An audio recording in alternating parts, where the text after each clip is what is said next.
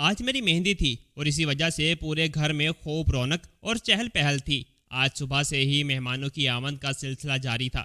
میرے کزنز بڑے حال نما کمرے میں میوزک لگا کر رات مہندی کے فنکشن پر ڈانس کی تیاری میں مصروف تھے، اور میری کزنز ڈھولک پر انتاکشتری کھیلنے کی پلاننگ کے ساتھ ساتھ ایک دوسرے کو اپنے ڈریسز دکھانے میں مصروف تھیں، اور بزرگ خواتین بھی ایک دوسرے سے ملنے کے بعد باتوں میں مصروف تھیں۔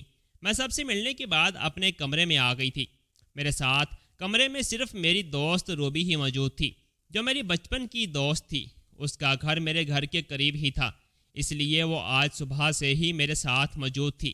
اس کی ماما بھی نیچے کمرے میں میری ماما کے ساتھ مل کر مہمانوں کو دیکھ رہی تھی۔ ہم دونوں باتوں میں مصروف تھیں جب میرا فون بجنے لگا، اور فون پر جو نمبر تھا وہ دیکھتے ہی میں ساکت رہ گئی۔ کس کی کال ہے؟ روبی نے مجھے یوں ساکت بیٹھے دیکھ کر دریافت کیا۔ سارم کی کال۔ میں نے فون سے نظریں ہٹا کر روبی پر مرکوز کی۔ ہرگز کال ریسیو نہ کرنا۔ تمہارے گھر والے جب اس کے رشتے ریجیکٹ کر چکے ہیں، اور اب جب تمہاری شادی ہونے لگی ہے تو اسے تمہاری اچانک یاد ستانے لگی ہے۔ روبی نے مجھے صاف منع کر دیا۔ میں اب اس سے بالکل بھی بات نہ کروں۔ تم اس کے مزاج سے تو واقف ہو، جب تک بات نہیں کروں گی وہ پیچھا نہیں چھوڑے گا۔ میں نے بے بسی سے فون کو کبھی روبی کو دیکھا، اور اب جب اسے تمہاری شادی کا پتہ چل گیا تب بھی تو وہ ہنگامہ کرنے سے باز نہیں آئے گا۔ تمہیں بھی یونیورسٹی کے اور سب سے بدتمیز اور گنڈے نہیں پسند کرنا تھا۔ نمبر بلاک کر کے بس جان چھڑاؤ۔ روبی نے پہلے تو پریشانی سے مجھے دیکھا، پھر نمبر بلاک کرنے کا مشورہ دے ڈالا۔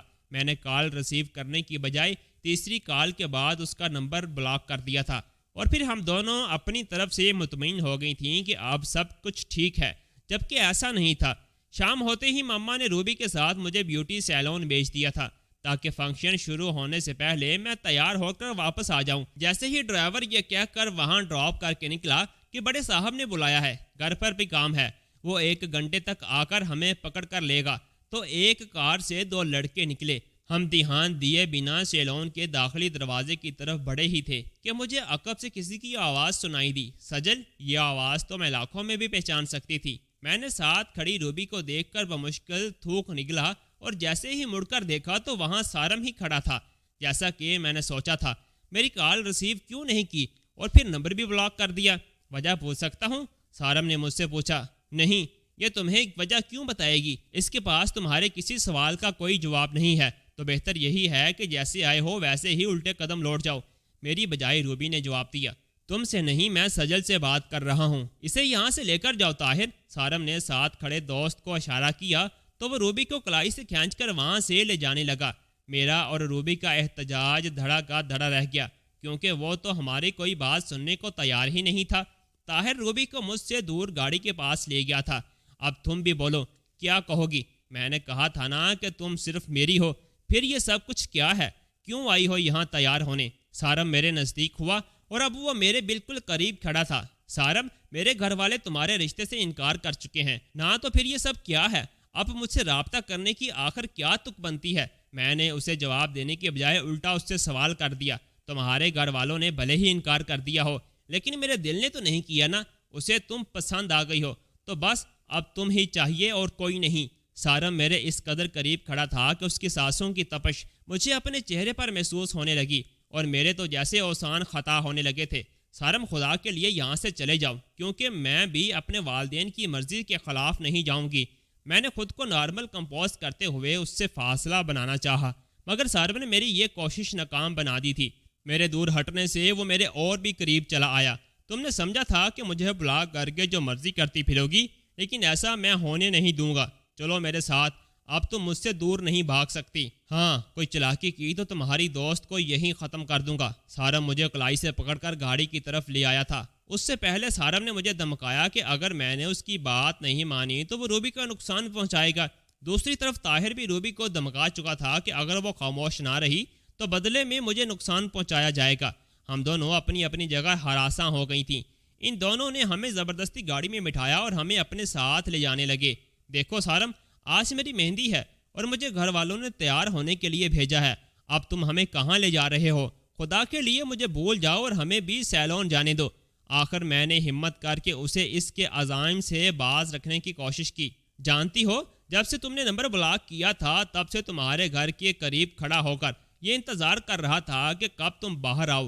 بھلے ہی تم سے رابطہ میں نہیں تھا لیکن مجھے سب خبر تھی کہ آج تمہاری مہندی ہے اور تم تیار ہونے کے لیے نکلو گی. ہم گھر سے تمہارا پیچھا کر رہے ہیں. اب اتنی آسانی سے کیسے جانے دوں ڈارلنگ؟ اپنی محبت کو کسی اور کا کیسے ہونے دوں؟ ناممکن. تم میری ہو اور میری ہی رہو گی. آج تمہاری مہندی نہیں بلکہ نکاح ہے، وہ بھی سارم افندی سے. سارم کا جنون تو سر چڑھ کر بولنے لگا تھا اور اس کا جواب سن کر خوف سے میری آنکھیں پھیل گئیں. کیا مطلب ہے اس بات کا؟ میں نے روتی آنکھوں سے اسے دیکھتے ہوئے پوچھا. مجھے اب اس کی باتوں سے خوف محسوس ہونے لگا تھا. بیب، رونا تو بند کرو، تھوڑی دیر میں سب پتہ چل جائے گا. سارم نے سکون سے جواب دیا. دیکھو تمہیں خدا کا واسطہ ہے، ہمیں واپس سیلون چھوڑ دو. کیوں مجھے رسوا کرنا چاہتے ہو؟ میں اس کی منت سماجت کرنے لگی مگر اس کے کان پر تو جوں تک نہ رینگی. تمہیں رسوا کرنے کا تو میں سوچ بھی نہیں سکتا. اگر تمہاری رسوائی ہی مقصود ہوتی تو کب کا تم سے بے عزتی کا بدلہ لے چکا ہوتا جو تمہارے گھر والوں نے میرے رشتہ ٹھکرا کر کی تھی. بلکہ ابھی بھی کر سکتا ہوں، لیکن میں تو تم سے نکاح یعنی ایک پاکیزہ رشتے کا خواہش مند ہوں. پھر رسوائی کیسی؟ سارم اپنی دلیلیں پیش کرتا جا رہا تھا. آج میری مہندی ہے اور تم مجھ سے نکاح کی بات کر رہے ہو تو کیا اس سے میری اور میرے گھر والوں کی بدنامی نہیں ہوگی؟ میں روتے ہوئے چلا اٹھی تھی کہ وہ میری بات سمجھنے کی کوشش کیوں نہیں کر رہا تھا. آخر یہ کیسی محبت تھی جو میری بدنامی پر تل چکی تھی؟ تمہیں میں رسوا ہونے نہیں دوں گا، نکاح کروں گا اور عزت سے اپنے ساتھ رکھوں گا. رہی بات تمہارے گھر والوں کی تو ان کے ساتھ یہی ہونا چاہیے. بڑی عزت سے ان کے پاس رشتہ لے کر گئے تھے میرے گھر والے. بدلے میں انہوں نے کیا کیا؟ سارم کا چہرہ غصے سے لال ہو رہا تھا لیکن وہ مجھ سے سپاٹ انداز میں بات کر رہا تھا. شاید اسے میرے گھر والوں سے اس بے عزتی کا بدلہ لینا تھا، اس لیے وہ اس حد تک جانے کا سوچ رہا تھا. مت کرو یہ پلیز سارم. میں رونے لگی تھی. بے بسی کے عالم میں جب کچھ نہ سوچا تو رو پڑی. سجل رونا بند کرو پلیز، میں ہوں نا تمہارے ساتھ. سارم اب بھی بہت سکون میں تھا. مجھے تمہارے ساتھ نہیں چاہیے. تم کیوں نہیں سمجھ رہے؟ میں غصے سے اس پر بھڑک اٹھی. لیکن مجھے تمہارا ساتھ چاہیے سجل. سارم تو جیسے ضد ہی لگا بیٹھا تھا.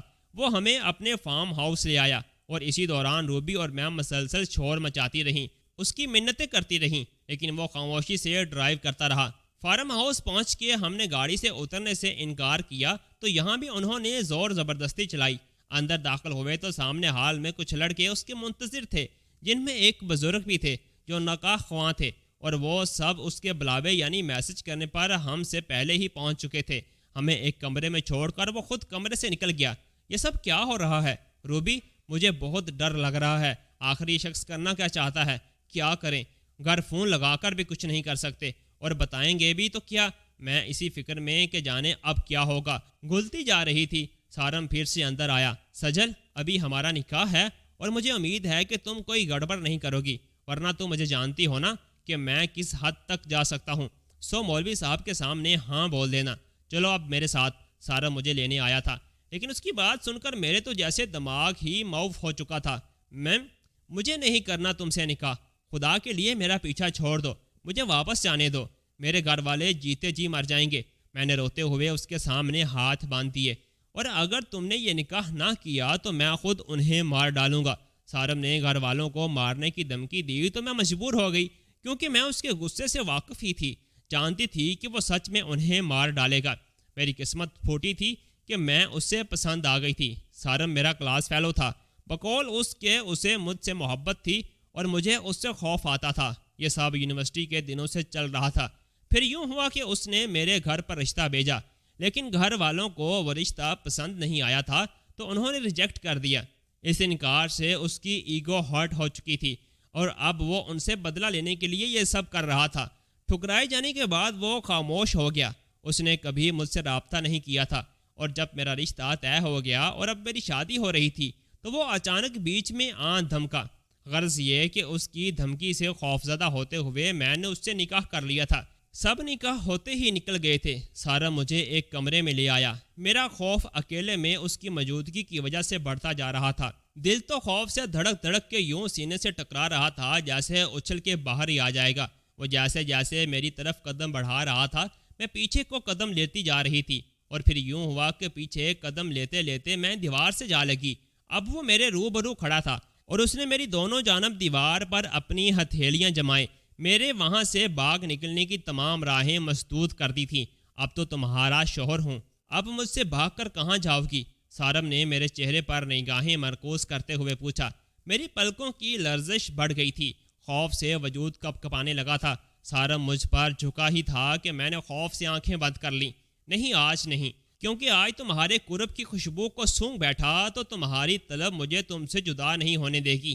اس کی آواز پر میں نے آنکھیں کھولیں تو وہ اب بھی میری جان نکالنے کو میرے اندر ہی قریب کھڑا تھا، لیکن کوئی بھی جسارت کرنے سے خود کو باز رکھ گیا۔ اب تم میری بیوی ہو، یاد رہے، نکاح پر نکاح نہیں ہو سکتا۔ جی تو نہیں چاہ رہا کہ تمہیں اب خود سے دور جانے دوں، لیکن جاؤ، آج کی رات گھر والوں کو خوش ہو لینے دو، پھر کل ملتے ہیں، کبھی نہ بچھڑنے کے لیے۔ اس کی بات سن کر میں پھر سے رونے لگی تھی۔ کچھ سمجھ نہیں آ رہا تھا کہ یہ کیا ہو گیا ہے اور آگے کیا ہونے والا ہے۔ سارم مجھے اور روبی کو طاہر کے ہمراہ واپس سیلون چھوڑنے آیا تھا۔ وہ دونوں ہمیں وہاں چھوڑ کر واپسی کے لیے نکل گئے تھے۔ سجل، اب کیا کرو گی؟ روبی نے مجھ سے سوال کیا۔ اب کیا کر سکتی ہوں؟ اس سے نکاح کر چکی ہوں، جس کے بارے میں کسی کو کچھ بتا نہیں سکتی، اور گھر والے جہاں شادی کرنا چاہتے تھے اب وہاں شادی نہیں کر سکتی۔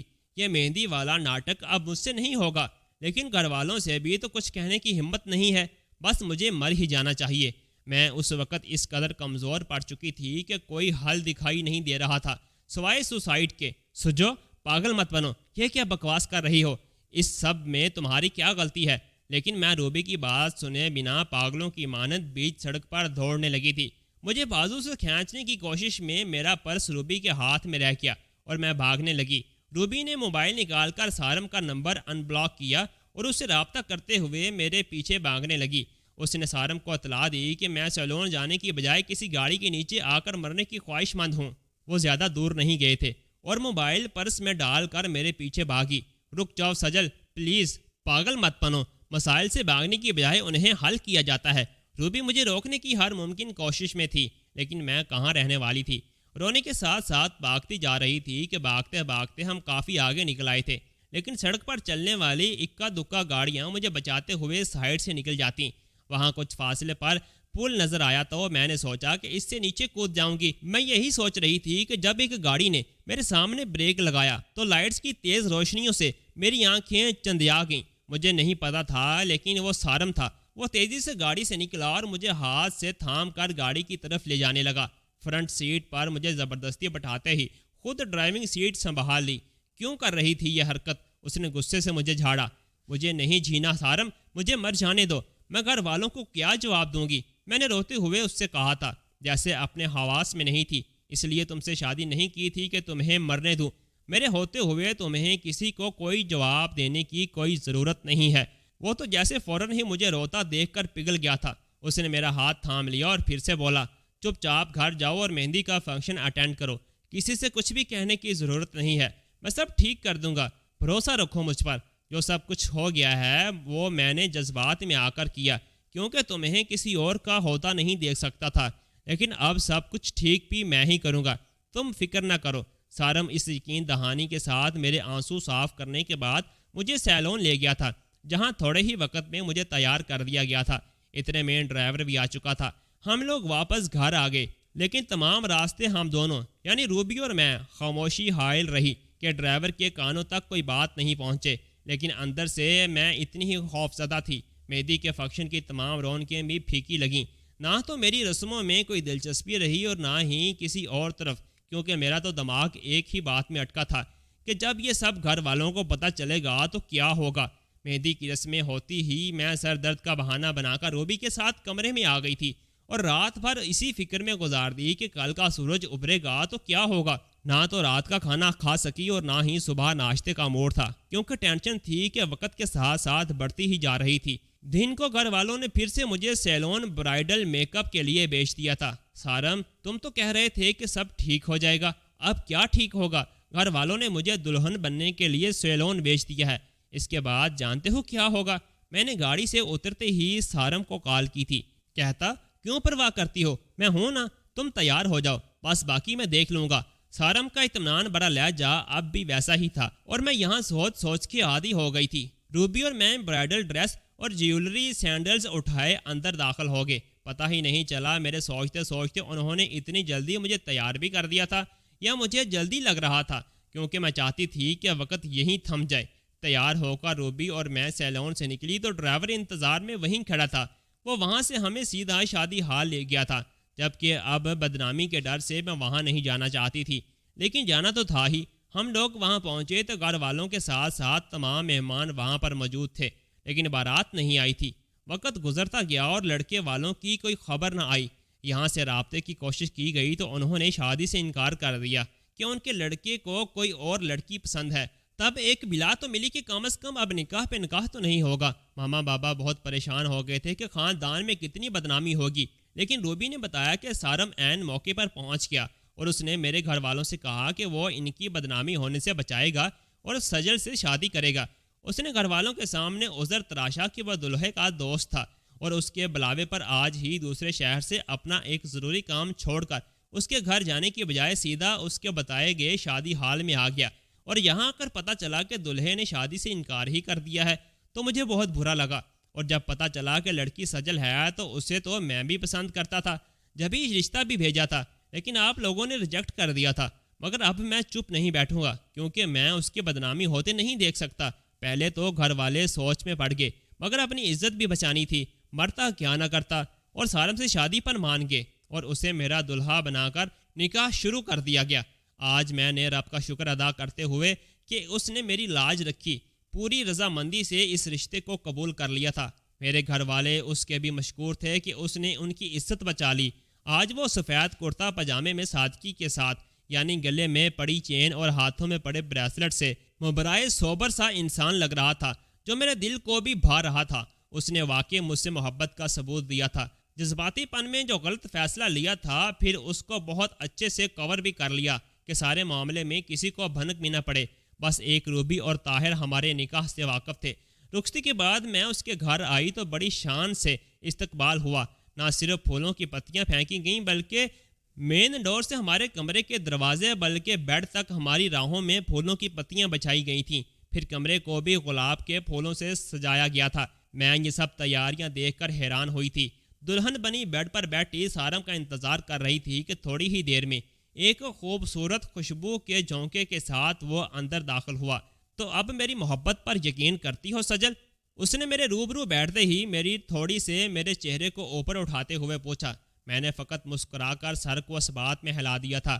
اپنے ایک دوست کے ذریعے لڑکے والوں کے گھر کچھ کرائے کے گنڈے بجوا کر ایسا دمکایا کہ انہوں نے سارا ملبہ خود پر ڈال کر شادی سے انکار کر دیا۔ اور دیکھو، میں نے اپنی محبت کو رسوا ہونے سے بچا لیا اور پا بھی لیا۔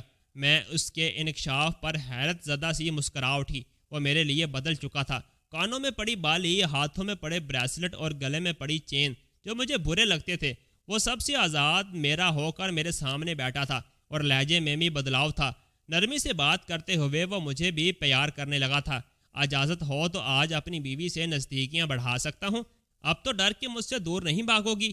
سارم نے میرے ہاتھ اپنے لبوں سے لگاتے ہوئے پوچھا تو میرے رخساروں پر شرم سے لالی بکھرنے لگی تھی، اور جو میری رضامندی کا ثبوت تھا۔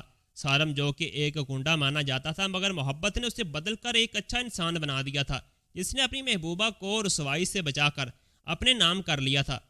پیارے دوستو، تو کیسی لگی آپ کو ہماری آج کی کہانی؟ کمنٹ سیکشن میں اپنی قیمتی رائے کا اظہار ضرور کیجیے گا۔ تب تک ہم ایک نئی کہانی کے ساتھ پھر سے حاضر ہوتے ہیں۔ دوستو، اگر کہانی اچھی لگی ہو تو ویڈیو کو لائک اور چینل کو سبسکرائب لازمی کر دیجیے گا۔ اللہ حافظ۔